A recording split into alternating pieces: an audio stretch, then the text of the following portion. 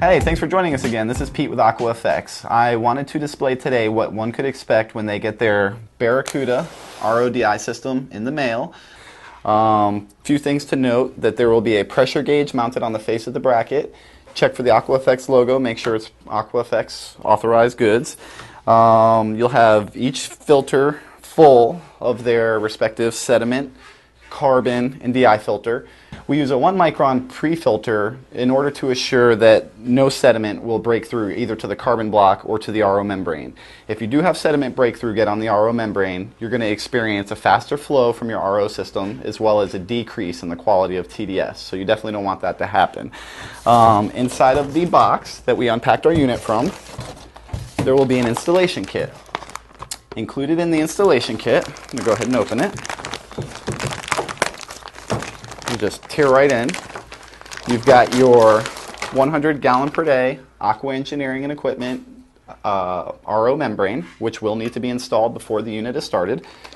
You will have your installation guide, complete with your warranty, owner's manual, and troubleshooting guide, as well as any installation diagrams. You will have 2 lengths of 1/4-inch RO tubing, one for the product out of the unit, one for the feed into the unit, which we will talk about, and you will have your 1/4-inch quick connect hose bib adapter, which will allow you to come off of any 3/4-inch male garden hose spigot or utility sink adapter.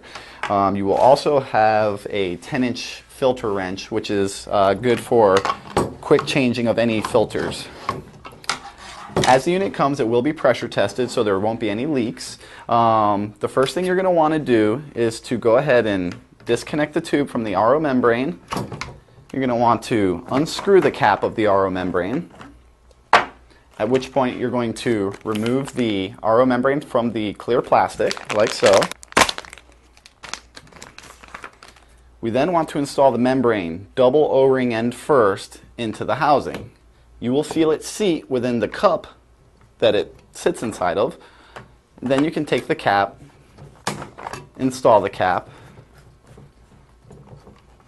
and retake the inlet tube, insert it back in.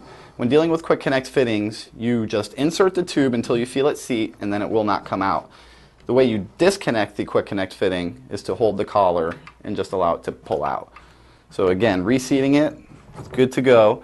Your yellow needs to be connected to some place where it can drain, dedicated drain, open to atmosphere, or if you're going underneath your sink, there are drain saddles that are available for that.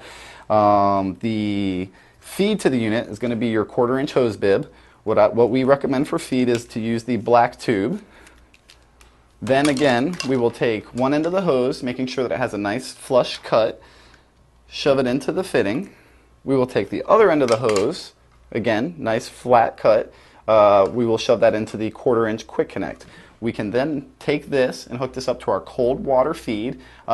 Be sure never to use hot water. Hot water will melt your RO membrane. From there, we have our product out of the unit, which is going to be this blue tube. We can then take this blue tube, just connect it to our outlet of the DI chamber, and then you can turn on your water supply from what is feeding this. You need to have at least 40 psi on the gauge. Anything less in your unit will possibly not make RO water, and the quality of water leaving the membrane will not be the best. One tip from me is to go ahead and remove the DI filter upon startup. The reason for this is that your RO membrane has preservatives on it, as it comes from the manufacturer.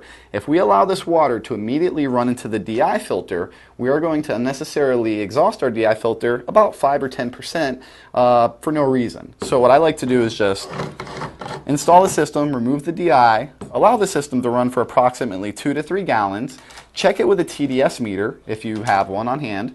As long as you reduce the incoming TDS by 90%, it is then safe to put the DI filter back into place, at which point you will have 0 TDS leaving the system, and that's what it should always be, is 0 parts per million.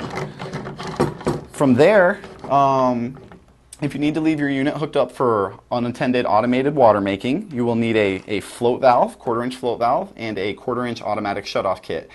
But for right now, as long as you've got your cold water feed and your good water out, make sure your drain is somewhere where it can drain appropriately. You just need to make sure you have 40 psi and you're good. You'll be making RODI water. Thank you, and we look forward to seeing you again in another video.